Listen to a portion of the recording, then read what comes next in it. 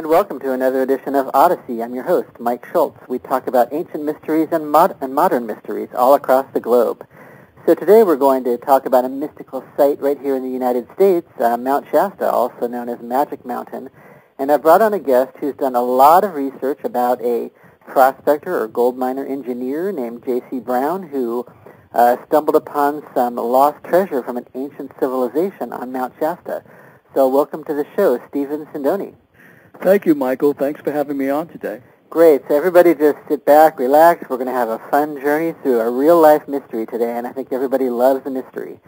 So go ahead and tell me how you, tell me a bit about Mount Shasta, how it got its mystical reputation. Well, Mount Shasta is supposed to be the most holiest mountain in the United States. It's the site of the earliest man's civilization known as the Lemurian culture, and it's a volcano that stands over 14,000 feet high, and is, in myth and legend, stated that part of California, Nevada, and a couple other states were part of Lemuria that had not sunk into the Atlantic over 12,000 years ago, and these people of this continent went into the bowels of Mount Shasta to live, and are currently living there. And this has come from the Shasta Indians and the natives of that area, that this is the history of North American continent.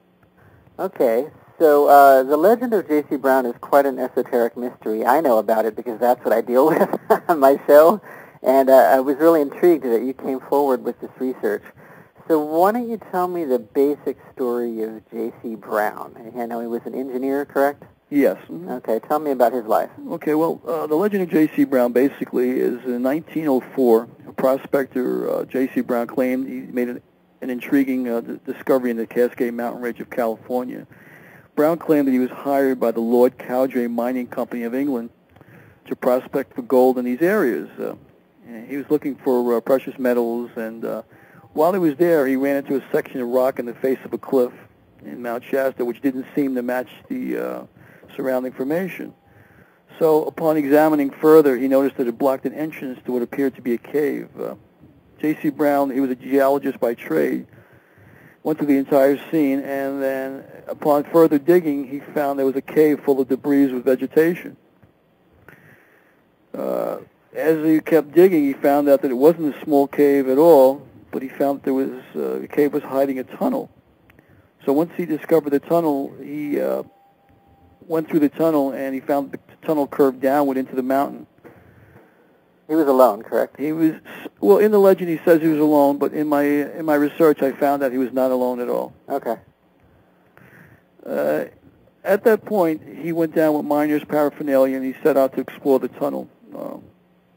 He said after 3 miles of going downward into the tunnel, he discovered a cross-section containing gold-bearing ore. When he noticed that, he believed that the ore had been previously mined by an early civilization. Uh-huh. So he struck gold and ore there. He believed that there were other cross-sections there that outcropped on some other parts of the mountain, so he kept looking. He then went down another 8 miles into the mountain, so now he was about 11 miles inside the mountain when he found what he called the village. Okay. Here is where it gets interesting. J.C. Brown claimed that he found 2 rooms filled with copper and gold tablets. Wow. And about 3 by 4 inches in concave, and they lay inside of one another. So they look like very ancient tablets. What type of writing? Well, they were hieroglyphics. What he found that there were hieroglyphics on and drawings on these artifacts that he had found he had never seen before. But he also found there were tempered copper spears and objects made of gold, and the walls were lined with copper, and hung on the walls were strange piercings made of gold. So what he found is, in his description of it, seemed like it was similar to what you would find in Egyptian hieroglyphics. Sure. Upon further, investigation, he opened up some other rooms that went into other chambers, and one of which that he went into looked like a place of worship. What he found was 13 statues that were made of copper and gold, and there was a large sun designed from what looked like protruded gold streamers. The way the objects was strewn about the room, he had the feeling that the occupants of the underground village must have left on the spur of the moment when he arrived there. So it looked like someone had been there before. So much, for being alone, he realized that he wasn't alone at that point. You mean recently? Like they had heard him coming? Yes, because when he came into this place, he called it the village. He said there were streets there. So when he went 11 miles down, he saw a little community. It looked like a little village, and they were like round homes. And but the one structure he went into opened to other chambers, and that's where he found the things I had mentioned. As he went further, what he found was a real macabre scene. He came across a room, that had 27 skeletons in it, and the smallest skeleton of which was 6.5 feet tall, and the largest one being 10 feet tall. Amazing. Now, this is, once again, 11 miles below Mount Shasta. This is correct. Okay. 2 of the bodies that he found were mummified. And what was interesting to him that is each of the figures were clad in colorful, ornate robes. So I guess he believed that this was like the king and queen of this civilization. Sure. What kind of illumination was down there in the city? What kind of what? Illumination. Illumination, as far as lighting? Right. He did not say. Okay. He did not say. What he did find, other than that, as I said, the king and queens, and he found the remnants of these large people. And so what he decided to do was to leave the tunnel intact, just the way he found it, cleverly conceal it, and mark it on his map, and return at a later date. Right. Was the mummification something similar to Egypt? Exactly. That is what he claimed. Interesting connection there. Now, he spent the next 3 decades, studying the Lemurian culture very extensively because of what he found. He believed that what he had discovered was remnants of the lost continent of Mu and the lost Lemurian civilization, which was pretty much prehistoric lore that the continent might have been. But years of study convinced him, between the hieroglyphics and the pictographs that he had found in the tunnel, that he was convinced that he had found the Lemurian race. Did he take anything with him? Take anything back?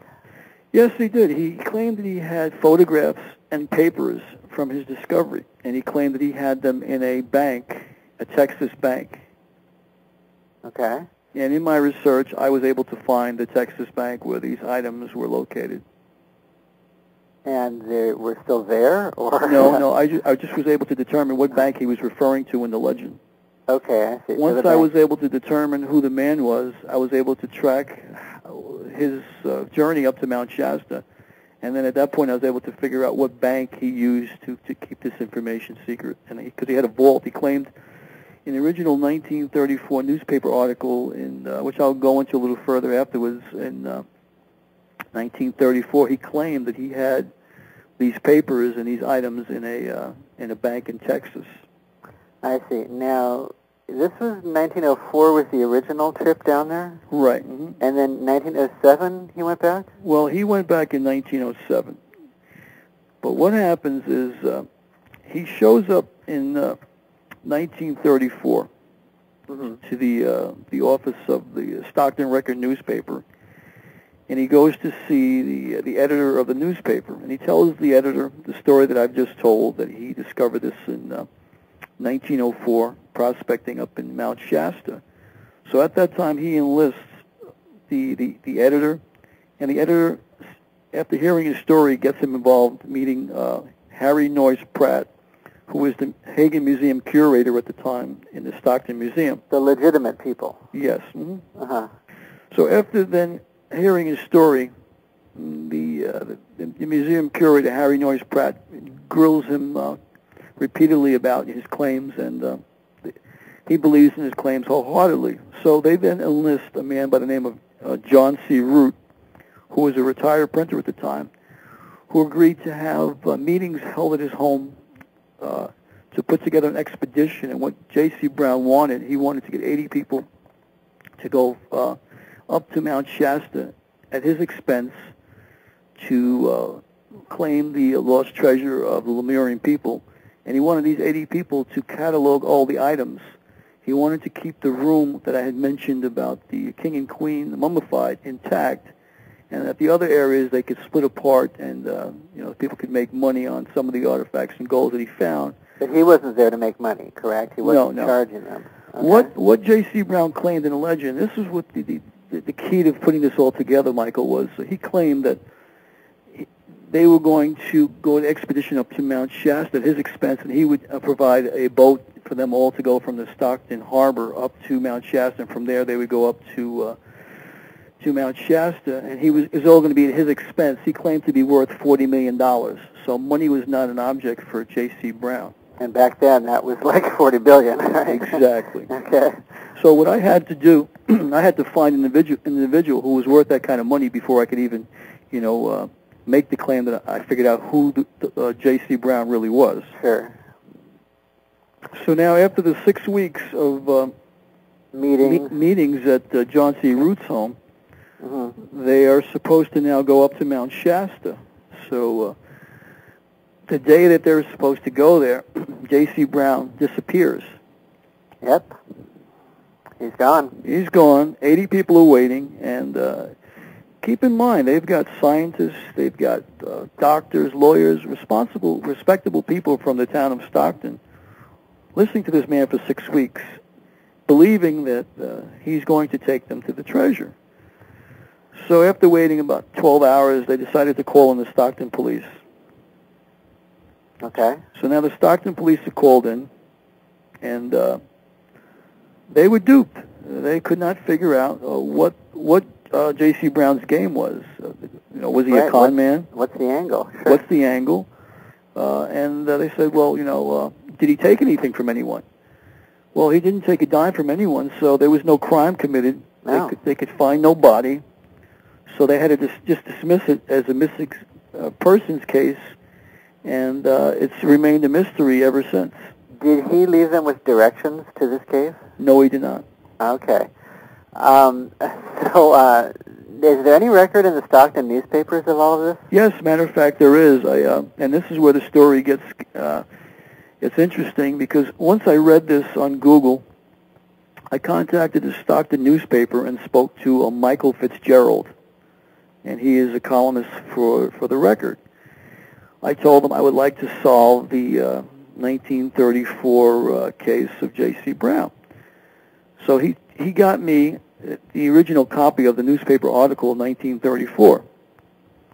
And the article pretty much verbatim told me that all the clues that I've got were pretty much legitimate clues. In the 1934 article, I was able to acquire 8 clues into the identity of the real J.C. Brown. Okay, because that's the next step, right? Yes. To find out who this person actually was. Right. So what I then did, I was looking for a screenplay to write at the time, and I decided I was going to take 2 weeks at the New York Public Library and research the 8 clues that I found on J.C. Brown. Okay. What I learned within the first 3 or 4 days of researching the 8 clues is that I had discovered who the real identity of J.C. Brown was. Already, huh? Yes. Okay, who is that? Well, his real name is J.B. Body. Now, J.B. Body, which was interesting, was around the same age as the man, J.C. Brown, when he appeared in 1934 in Stockton, California. J.B. Body was worth over $40 million as well. I see. The reason I was able to track J.B. Body was because in the legend he claimed that in 1904 was the first time he went up to Mount Shasta, but he claimed that he didn't find it until 1907 on his second trip up there. Well, our country is very good when it comes to border crossings and records. When I was able to determine that it was J.B. Body, I learned that the man was not an American. So that's one of the reasons why the legend it was still a legend, because the man was really someone who was from England and a British subject who was living in Mexico. Okay. But the main clue which tied him in there was, in the legend, he claimed he worked for the Lord Cowdray Mining Company. So when I Googled the Lord Cowdray Mining Company, not only did the company exist, I found that the owner of the company was a man by the name of Sir Wheatman Pearson. Now, Pearson is a company that's still in existence today. Really? Yes. And the interesting thing is when I got the records of the border crossings, in 1904, J.B. Body, who was, J.C. Brown, the legend, came over the border, in Laredo, Texas border, from Mexico with his boss, Lord Cowdray, or Sir Wheatman Pearson. But they brought in with them W.E. Sayre, who was a mining engineer, and Robert Adams, who was a civil engineer. So that coincided with his story of coming in the first time in 1904. What nailed it for me is in 1907, he comes back in, this is J.B. Body, with John Gilmartin, his valet, C.M. Yeomans, who was a civil engineer from South Africa, Fred Kleisner, one of his civil engineers, who was from Germany and Austrian, and John McLaughlin, who was also a Scottishman. And all these engineers were working for the Lord Cowdray Company in Mexico under J.B. Body. J.B. Body was a lieutenant for Sir Wheatman Pearson. So here is a man who has these engineers working for him, and under his boss's direction, allowed them to come into the country from Mexico through Laredo, Texas, to go up to Mount Shasta to discover what they didn't find on their first trip in 1904. Right, that pretty much correlates it. So once I was able to establish that, I was able to, okay, now I've got the individual, I've tracked his movements. I was able to track him coming in through Laredo, Texas border about 11 to 13 times within the years 1904 to 1938. Now, the interesting thing in the legend is he claimed that they asked him, why did you not come forward? You've got 30 years. Why'd you wait 30 years? That's a big secret to keep for 30 years. Well, I discovered what the answer was. In the actual 1934 Stockton newspaper article, J.C. Brown claimed that during his trips up to Mount Shasta, he was kidnapped. Now, he made it appear in the article to sound like they were government agents, United States agents, who had kidnapped him, and he barely escaped with his life. But one of the interesting things, he said that after he retired, he wanted to wait until he retired from the Lord Cowdray Company before he came back to claim the fine. But he said that when he told his family members that he was going to go back after retired, they wanted to come back with him up to the mountain. But what happened was, interesting, and this is in the 1934 Stockton Record article, that his family members began to die mysteriously. Oh, no. And he also went on to say that he also got into an accident, some sort of an accident. That may have been on purpose, huh? Like a car accident, you mean? Or? Quite possibly. Okay. So he was kind of telling the people at the 6 weeks at John C. Root's home, there's a lot of reasons why you don't really go public. But what he did say to them is that I am a rich man. I'm already worth $40 million. He wasn't doing it for the money. No. So, and then thereafter, as I said, he disappeared. So when I was able to figure out these clues, I was then able to tie in who J.C. Brown really was. Okay, now, to me, it would seem if you're going down 11 miles underground, you're not going to go alone. You're going to take a group. Exactly. It's going to take a while, maybe even a couple days, to get down there. They were down there at least probably a week each time. On his second trip, where we actually found it, he probably was down there for at least a week. So, you have names of these other engineers. Is there any way to track them down or their families? Sure. And what's happened with that? I haven't got that far with that. I've been busy doing other things.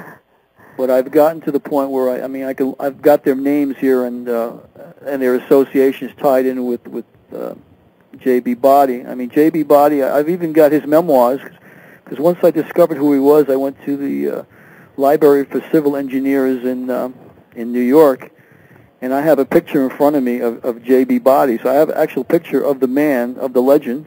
Okay. And I have his memoirs, which were found in the Memoirs for All Civil Engineers. And his full name is John Benjamin Body. Did he mention the Mount Shasta treasures? No, he does not. Really? No clue in there? No, not within the memoirs. They talk about his accomplishments, what he did while working for the Lord Cowdray Mining Company. A very highly decorated engineer. He was instrumental for building the the Trans-Isthmian Railroad at Tijuana, Tepec in Mexico, which came 12 years before the Panama Canal, and it connected the Gulf Coast of Mexico to the Pacific coast, and whereby goods can come from China across and go out to the United States. And so the United States was trying to get this treaty with Mexico in place, and J.B. Body, being he spoke Spanish, he was the interpreter for Lord Cowdray, and they were able to get the account or the contract, and undermine Americans like J.P. Morgan, who was trying at the time to get the contract for the Americans, and this is a very, very prominent individual we're talking about as well. Right. In other words, for 30 years, he was an actual engineer. He was not a charlatan running around the country telling people where to find lost treasure. Exactly. This was something that was a sidebar thing for him. He was involved with the Mexican Eagle Oil Company, which became, I believe today, is part of Shell Oil. Right. Now, did most of his relatives die mysteriously so that you weren't able to track any of them, or were some able to live and, are they still around? Well, in his memoirs, he was, his wife, Mary Hammer, was still alive, and then he had a daughter, Patrice Millicent Kelton, who survived him. Okay. When he died, he died in Scotland. So if his family if I was able to track them now, I would have to go to Scotland or England to find his descendants. Right, and this is common when I study kind of conspiracies, is you'll hear about family members dying, and then that just kind of stops it, the person revealing information. Well, that is very true. I mean, there are a lot of things right now that once, the information is out there, people have to be very careful for their own longevity of life, because everything is either made to look like an accident or made to discredit someone. So those are the two routes that they usually go to keep things a secret. Right. Now, I understand you're heading down that way, too. Do you have any sense of where this lost cave is, where this treasure may be? Well, yes and no. And as in the yes part, I will tell you that after I discovered who the man was, and I found his photo, I started to, I was writing the screenplay for the movie, and as I got to the part of the movie where I had to figure out how J.B. Body actually did it, how he traveled, what he did, I was able to discover that once he came through Laredo, Texas, that they took the railroad all the way up to Mount Shasta. I was able to determine what town he got off in, what railroad town. And as I learned more and more, I was able to do remote viewing, and I believe I do know where I could find the entrance to this tunnel. Interesting. So you study remote viewing? Yes. Oh, okay. Now, where this gets more interesting is that once I got off the air doing the show with Coast to Coast, I was contacted by someone who lives up in the Pacific Northwest, and as a result of our communications, I'm up here now, or speaking, and I had been introduced to some tribal members from different tribes up here, which I will leave what tribes that they are right now. I won't divulge that right now, but what I will tell you is what I've learned is that the road that I'm on, there's no coincidences in life, Michael, and what I've learned is that I've learned firsthand from the Squally elders, one of the tribes up here, that Bigfoot does exist, that the tall ones that are referred to by the Indians are the Lemurians, who are there just from their descendants who are still around today. Right, and they may reveal themselves a bit more to the Indians, who might be a little more friendly towards them? Yes. Okay, and what do they look like? They stand 8 to 10 feet tall. Mm-hmm. They have long, dark hair. They look like Indians. They wear buckskin clothing. Mm-hmm. And they come out at night. They don't come out during the day. They will come out at night. I see, around Mount Shasta.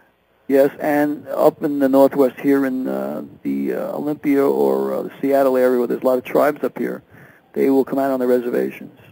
Now, in my research, you're going to love this. I found in small towns around Shasta, once in a while, a tall person wearing a white robe would come in and buy some goods and services. That is true.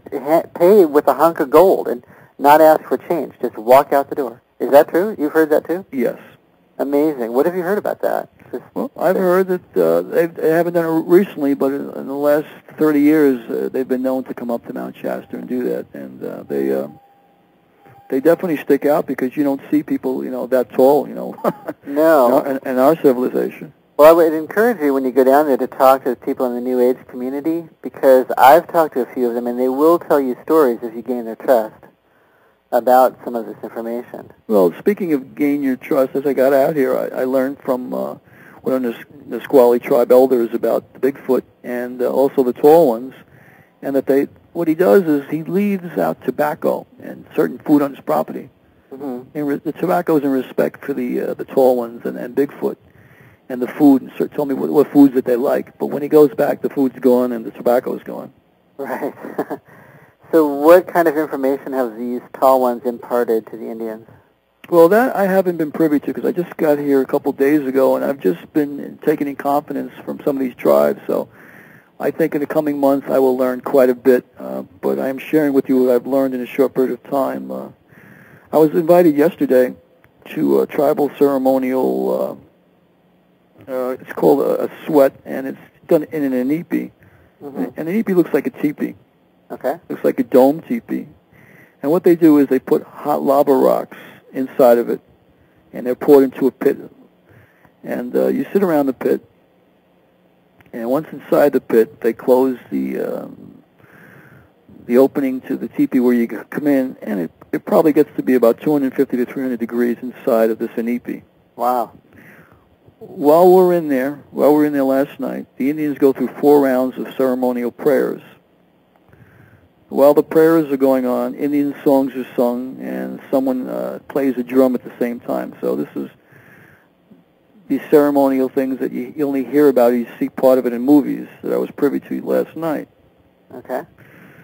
During the course of these 4 rounds, each round signifies a different part of the ceremonial prayer meeting, but in one of the rounds, one of the Indians mentioned the Bigfoot and how Bigfoot should be protected because Bigfoot's been coming out a lot on one of the properties, and he was asking the spirits to give protection to Bigfoot because he's still a secret for the most part in our civilization. So yes. His fear is that our culture would harm this magnificent creature. I see. So in the New Age community, there's a reference to Telos, which is an underground city below Mount Shasta, and I believe it's said to be 11 miles down. The Argathian people, yes, have the city of Telos, and this is in the area that J.C. Brown claimed he had found the Lemurian people. Now, who are the Argathians? They are that is the city that was built by the Lemurians, and these people are from Lemuria. Argatha is the channeler, or well, that is the name of their civilization. So what you're saying is J.C. Brown may have found Telos. He did find Telos. Oh, it is Telos. Okay. All right. And I've heard of Telos for years and years and years. It's this mystical city, and supposedly below Mount Shasta. This is correct. Okay. And my understanding is they had a way of growing crops down there, too, underground, and growing their food. Did he mention anything about that? No, not in my research as of yet. What I found basically is what I've just discussed, and he probably knew more, but I think because of him worrying about his life, he didn't come forward with everything he could have during the 6 weeks that he was there at John C. Root's home. Okay, so let's talk about the Rosicrucians now. This is a mystical group. My understanding is they also have a lot of knowledge about this subject? Yes, they do. The Rosicrucians, from my research, is that goes back to the ancient world, and they go back as far as 1500 BC in the Egyptian culture. And it's a mystery that thousands of into the ancient there were schools there, bodies of schools were formed, and they were exploring the mysteries of life to learn the secrets of the hidden wisdom. Sure. And, by the way, a lot of Freemasons are Rosicrucians. Exactly. At the early European beginnings, you can take it back to 742. There's a man by the name of Arnaud. He was a French philosopher, and he introduced the mystical teachings into France, and then from there it spread to much of the Western civilization. Pretty much the symbolism in that system was known as the Kabbalah, and the rituals of the Order of the Brotherhood, or the Knighthood, actually. Okay. So what type of information do the Rosicrucians have about Lemuria and Mount Shasta? Well, they believe that it goes back to the I Am One, or the mystical side of spirituality. That you can manifest whatever it is you want by using the mind's eye. I see. And I believe it's all tapped through the pineal gland, which we all have in our brains, and nobody knows, scientists don't know the reason for it, but I believe that opens up the spiritual side to where we really come from. Right. So why don't you give out your website and info so people can dig into the mystery of J.C. Brown right now? Well, the website is www.freewebs.com / my full name, Stephen Sindoni, Sindoni. You can also go to Google and just Google my name, Stephen Sindoni, and it'll bring you to either my website, or it'll bring you to YouTube, and you can listen to my interviews that I've done so far on this topic. Right. Now, if anyone's interested in perhaps going on this journey with you, are you forming a group as well? Yes, I am forming a group. I can be reached at my email address. Go ahead. And it's Sindoni Says, SINDONISAYS, @hotmail.com. Great. So people may be able to find this lost treasure. That is correct. I will be going later this month I'll be paddling on an Indian canoe journey with, it'll be called a Lummi canoe journey up to Canada and British Columbia, but thereafter at the end of the month I'll be going to Mount Rainier with other Native American elders who've told me about Bigfoot, and then I'm working my way down to Mount Shasta the end of July. So this will be, my expedition to Shasta will be at the end of the month to find the entrance to the tunnel. Now, who owns this land? The land is right now, I'm not really sure, but I know they use the top of it for a ski resort. Anybody can go there on the Mount Shasta. Okay, so probably U.S. Like national park land? Yes, exactly. Okay, great. So any other aspect of this whole mystery I've left out? No, you've covered... Attack it from every angle. You've covered every angle. What I'd like to see happen, I'd like to see, the expedition happen, and to find this, but I would also like to see this Indiana Jones type movie made. I've already written the screenplay, so I encourage anyone who wants to make this movie to contact me. I believe this movie needs to be made, and I do believe that the ancient mysteries need to be revealed, and the Indians, I mean, this is the best kept secret in America. It really is. And, you know, when the new Indiana Jones movie came out about crystal skulls, it really introduced everyone to this very esoteric topic. The crystal skulls are real. You know, they're all around the world. That is exactly right. And a fictional movie can shine light on these subjects. Well, you know, Hollywood usually gives you a glimpse of what's really going on. Yes. And they tell you without telling you, because there are people out there who don't want the truth to be told. The Matrix. The Matrix, exactly right. And the bigger the lie, the easier for people to believe. It's like Men in Black, or there's so many films where they just give you a taste. Well, that's exactly right. I can tell you this, from once I started this journey, I've now had to worry about people following me. And really? Yes. What I'm telling you now, I found out that there are people who don't want this to be made public. So I have to look both ways when I cross the street, if you know what I mean. Okay. Which is okay, because, the truth will set you free. Right. Now, did this occur after you were on the George Norrie show? Yes. Because that was pretty massive exposure on, 400 radio stations or something? Right after the George Norrie show was interesting. What happened was I had my modem crash 3 times. Wow.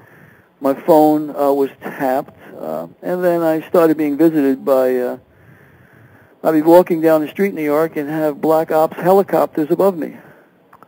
Interesting. Which I found very interesting. And then I would get on the train a couple times, and I would know that I would be being watched and stuff, and I'd say, this is interesting, all because of what I found out. But I think what really was the key in all this was when I talked about the connection to the Native American and made the point on the George Norrie broadcast, and I was pretty much cut off prematurely at that point, but the point that I made was, in my research in the New York Public Library, after finding out the legend, I looked into as to why J.C. Brown or J.B. Body would not want to come public.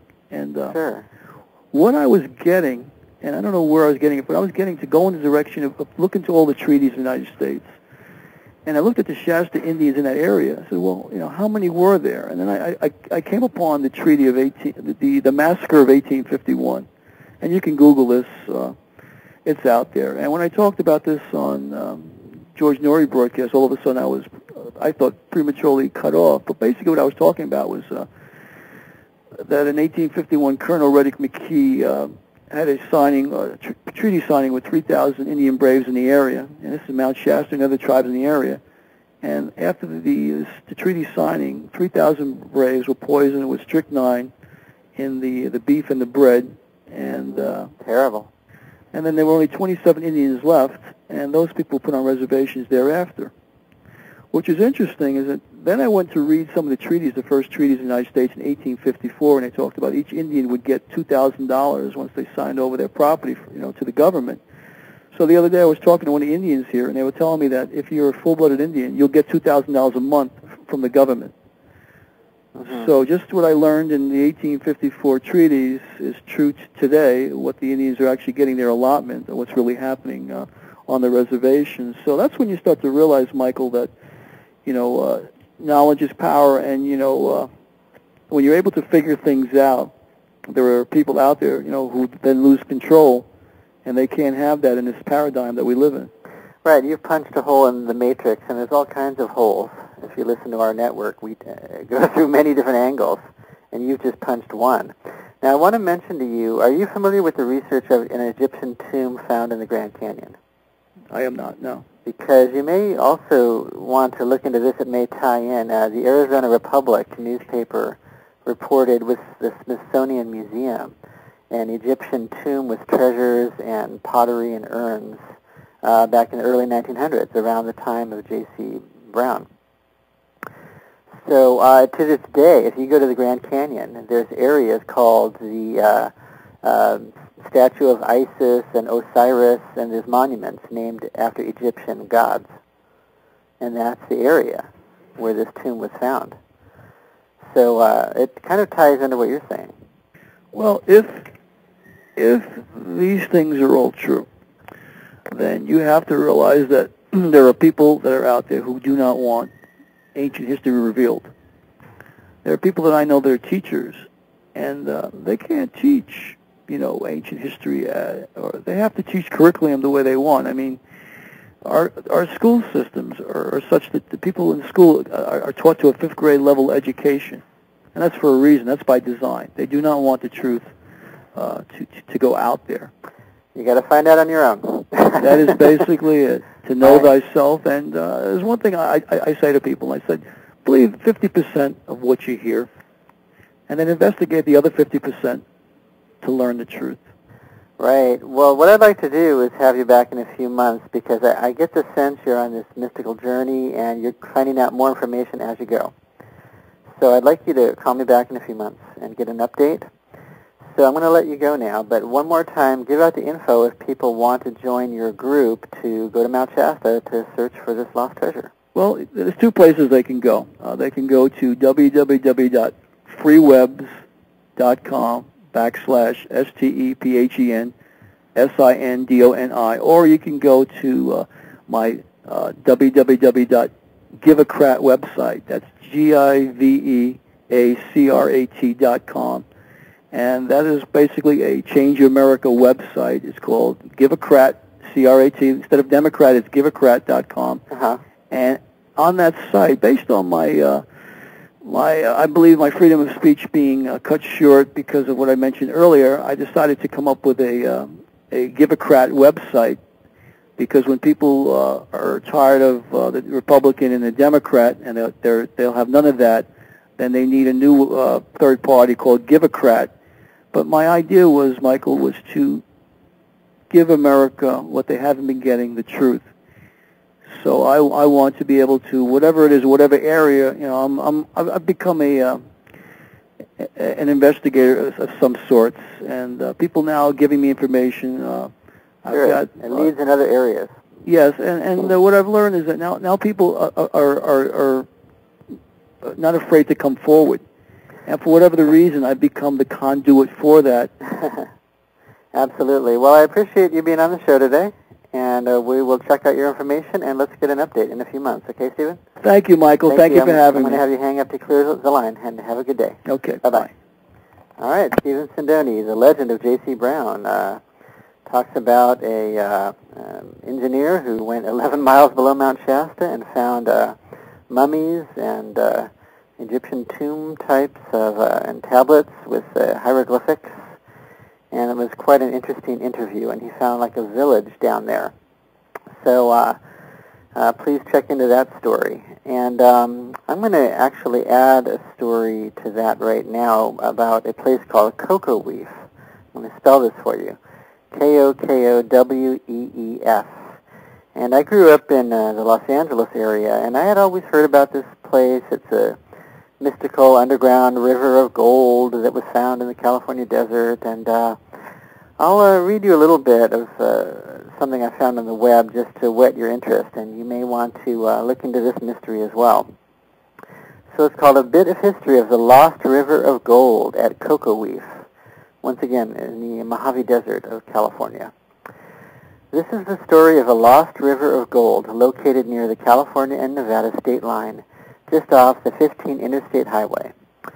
The mountains of this area are honeycombed with caves, and it is one of these caves that three Indian brothers supposedly found the lost river of gold, and one brother was killed while exploring them. They were friends of a local prospector named Earl Dorr, that's D-O-R-R, and told him the location of one of the entrances to the cave. Dorr located the entrance and explored the cave deep within the Kokoweef Peak. In 1934, Dorr tried to interest investors in the possibility of mining the caverns he said he had found. He described the cavern 3,000 feet deep and of an unknown length.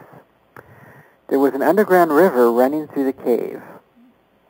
That's where the whole river of gold comes from, this underground river. And just so people know, the Mojave River does go underground at some points as well. It's a very unusual and unique river in the Mojave Desert.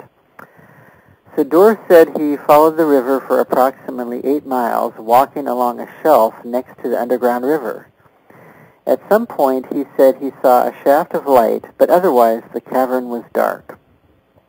The light that Dorr saw in the distance of approximately 8 miles are significant.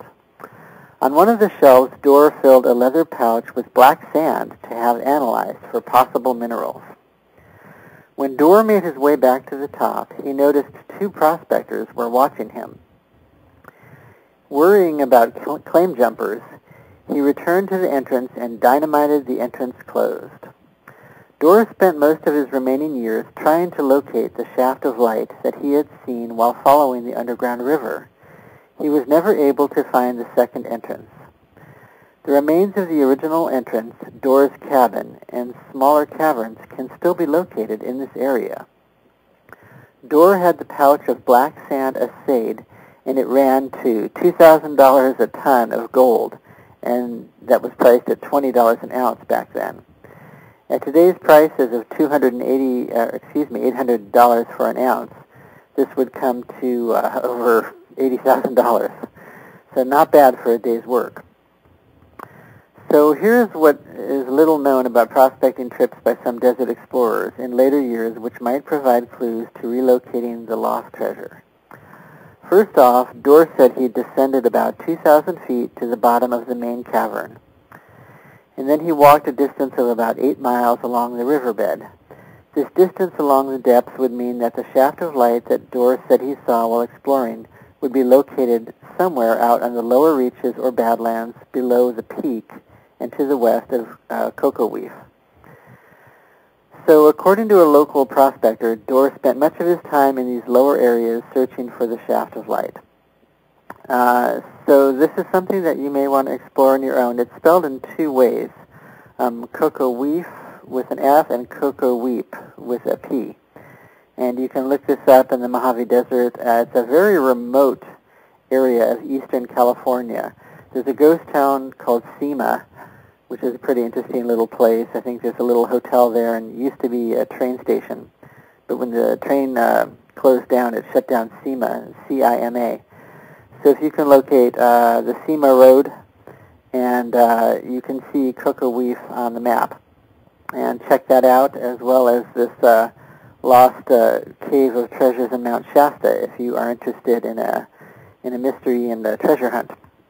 So we have about 10 minutes left, and what I'm going to do is talk to you a little bit about, we touched on during the interview how to get through the matrix and find out the real news, what's really happening on this earth. Personally, myself, I don't believe I have watched like network news in about probably 7 years, actually. And you would think, Mike must be completely uninformed. And I don't listen to the Associated Press news bulletins on the news either.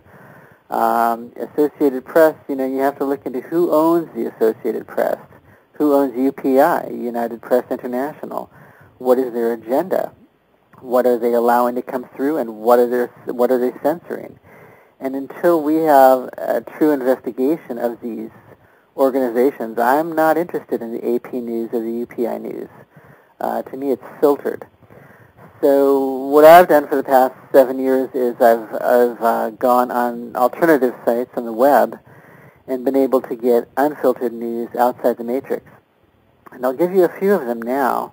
For information coming out of Washington, D.C., the best researcher and reporter out there is Webster Tarpley, T-A-R-P-L-E-Y.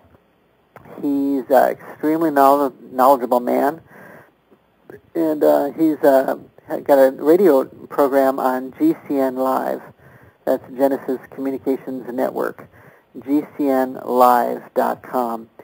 And they rerun his show all week, so it doesn't matter what time you click it on. You can hear his show, Webster Tarpley. And he's got an excellent new book out on Obama, really kind of going through Obama's past and his connections to the Trilateral Commission and through Brzezinski and the Council on Foreign Relations. And the CFR, just so you know, is dedicated to a one-world government, to a new world order. That's what they want. That's what they have been working on for decades. They used to be called the League of Nations, and these groups change names through the decades as they get publicity sometimes. But the CFR is a private organization of 4,000 members, and a lot of media people are in there. Tom Brokaw, Ted Koppel, Barbara Walters, Katie Couric, Diane Sawyer. A lot of political giants are in this group, Colin Powell, people that ran for president like Gary Hart, Condi Rice is in there, the Bushes, etc. So it's important to find out everything you can about the CFR, and Webster Tarpley is the guy, and he's written an incredible book called Synthetic Terror. And I highly recommend that you read Synthetic Terror. It gets into the 911 and what really actually happened that day, and how the media really didn't tell us the real story at all about 911, what actually happened. And so he's the first person I would mention if you really want to break through the matrix and find out the real news coming out of Washington is just listen to Webster Tarpley's show, read his books, and you'll get behind the scenes. You'll get backstage and find out what's going on. Jim Marrs is great. That's with 2 R's, JIMMARRS, JimMarrs.com. He wrote an incredible book about the Kennedy assassination. It sold, I think, 5 million copies, called Crossfire. And I think most Americans today don't believe it was one person. They believe there was a whole group behind it, and he really uncovers this.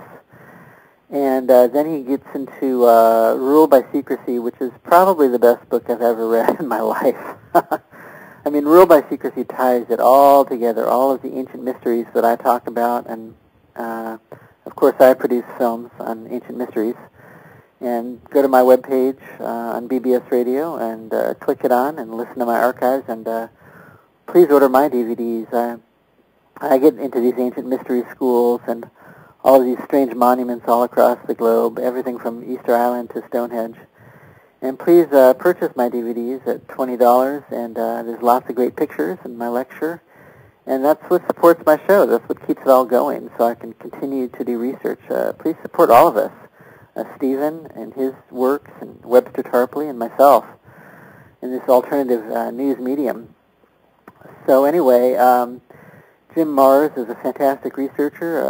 If there's one book I could recommend to people, it would be Rule by Secrecy, in addition to Webster Tarpley's Synthetic Terror.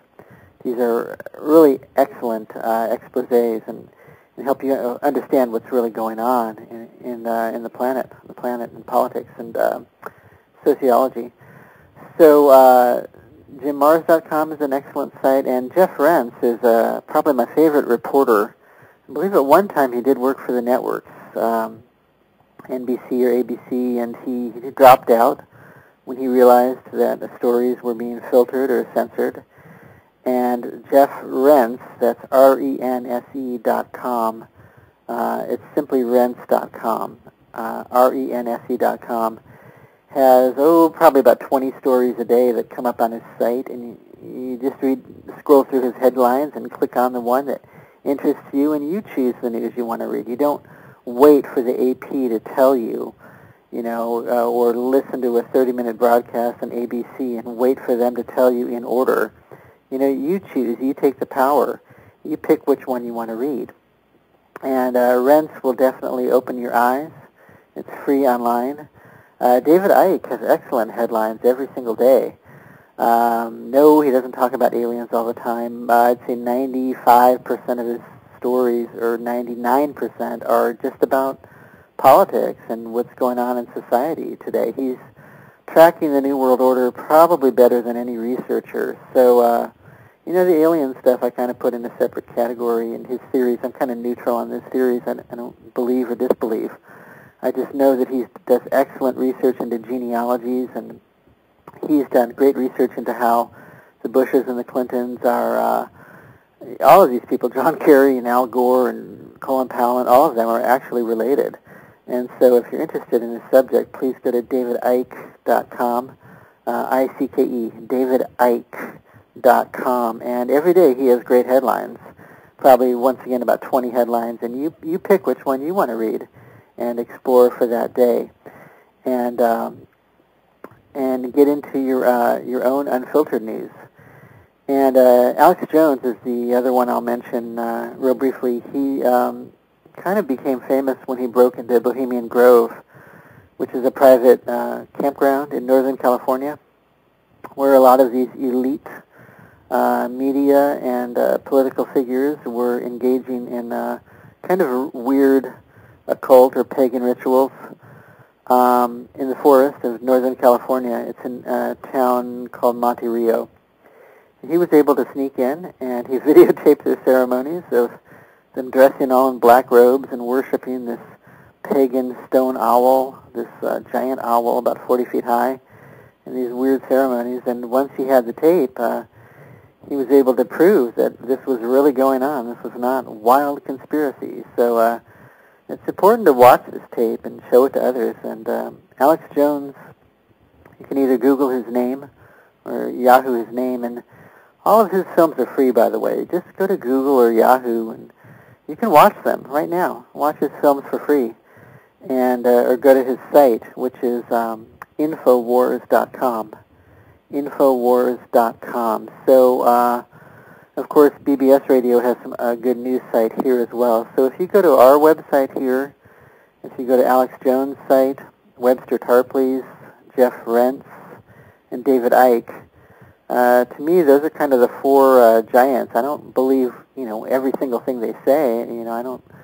We each have our own free will, and but I agree with a lot of what they have to say. And so please, instead of just passively letting the news wash over you each day, and even when you're driving, listening to all those news bulletins, don't be afraid to turn it off. And just go on the net, once a day and pick and choose your own stories. And I've given you a good head start.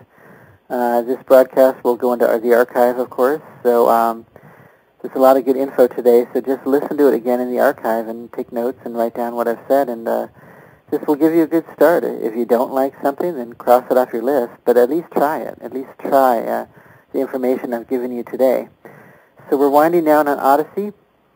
And we're broadcasting every other week at this point, and I really appreciate bringing you all of these mysteries from around the globe. Once again, my films, the first one, The Sands of Time.